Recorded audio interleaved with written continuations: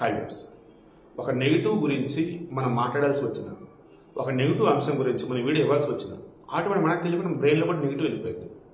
నాకు ఈ జగన్ టాపిక్లో డిస్కస్ చేసి అలాగే బుర్ర పాడైపోయింది. ఆ కింద కామెంట్లు చూసి చెడిపోయింది. వద్దురా బాబు అనుకుంటున్నా సరే ఒక జర్నలిస్ట్ ఎవరి నిమిషాలు ఇవ్వక అతను మరల అనుకోటి. నిజంగా విజయమ్మ ఎలా భరించావమ్మా నీ పుత్ర రత్నాన్ని, సంస్కారవంతంగా పెంచిన నీ కొడుకుని. ఈరోజు ఆమె చెప్పింది అయ్యా, అసలు జగన్కి భారత్కి ఏ సంబంధం? సరస్వతి పవర్ సంబంధించి ఆ షేర్స్ ఏవైతున్నాయో ఫస్ట్ సందూర్ పవర్ నుంచి కొన్నా, కొన్ని నెక్స్ట్ క్లాసిక్ రియాలిటీ నుంచి కొన్నా. వీళ్ళ దగ్గర నుంచి అయిపోయిన తర్వాత బ్యాలెన్స్ జగన్ దగ్గర భారత్ దగ్గర ఉన్నాయి. వాళ్ళిద్దరు వచ్చేసి గిఫ్ట్ ద్వారా నాకు ఇచ్చేస్తున్నారు. వాటా పత్రం కూడా లేవు. ఎందుకంటేను కంపెనీకి నేను బాండ్ సబ్మిట్ చేసి ఆఫీషియల్ మొత్తం నా పేరు మీదకి మారిపోయింది. ఇప్పుడు వచ్చి షర్మిల భవిష్యత్తు అవసరాలను ఉద్దేశించి అవి గిఫ్ట్ డీడ్గా విజయమ్మ దగ్గర ఉంచాము, వాటా పత్రాలు మా దగ్గరే ఉన్నాయి, వాటా పత్రాలు వాళ్ళ దగ్గర లేవు, కాబట్టి మా షేర్స్ మాకు ఇవ్వాలని అడుగుతున్నారే. ఎవరి భారతి, ఎవరి జగన్? షర్మిలకి నీకేదైనా ఇష్యూస్ ఉంటే మీరు చూసుకోండి రా, నన్ను ఎందుకు కోర్టు దాకా పట్టుకోవచ్చు అని ఈరోజు ఆమె కౌంటర్ దాఖలు చేస్తే నాకు అది చూసే కనిపించింది కదా. అమ్మతనం ఉన్నటువంటి ఒక్క మహిళ అయినా ఇక జగన్ కోటేస్తారా? వైసీపీ ఉన్నటువంటి ఆడవాళ్ళైనా మొగలని మీరు క్రాస్ చెక్ చేసుకోండి. వైఎస్ఆర్ భార్య కదా విజయమ్మ. జగన్ కష్టకాలంలో ఉన్నప్పుడు రోడ్డు మీదకి వచ్చి పాపం పోరాటం చేసిందా, ప్రచారం చేసిందా, చేసింది ఈమె కదా, విజయమ్మే కదా. షర్మిల అదే పాపది కదా. షర్మిల అనరాన మాట్లాడినారే, ఏకంగా విజయమ్మ క్యారెక్టర్ తప్పు పట్టేలా చేశారే. వైఎస్ఆర్ పుట్టలేదు, వైఎస్ఆర్ నాకే సిగ్గేస్తుంది చెప్పాలంటే.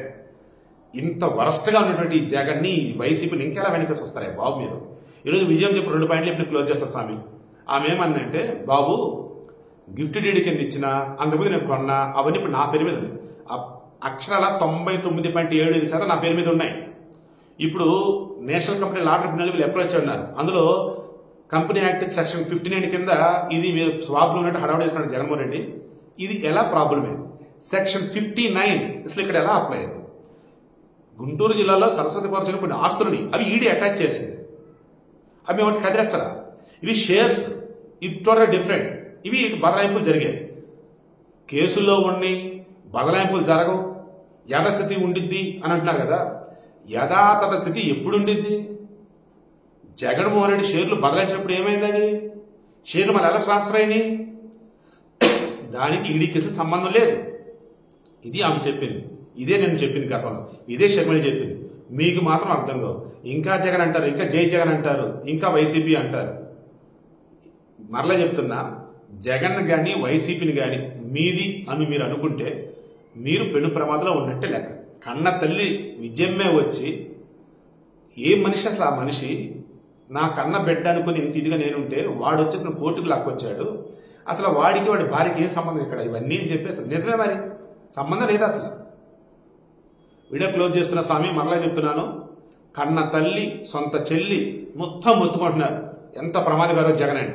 నాలాంటి అదే చెప్తున్నాడు. అయినా సరే ఇంకా జగన్, ఇంకా వైసీపీ అని మీరు కనుక ఉంటే మీతో మీ కుటుంబానికి రాష్ట్రానికి పడిన ప్రమాదం. అండ్ మీరు జగన్ చేతిలో ఒక రకంగా ఆయుధాలు అంటున్నారు. జాగ్రత్త.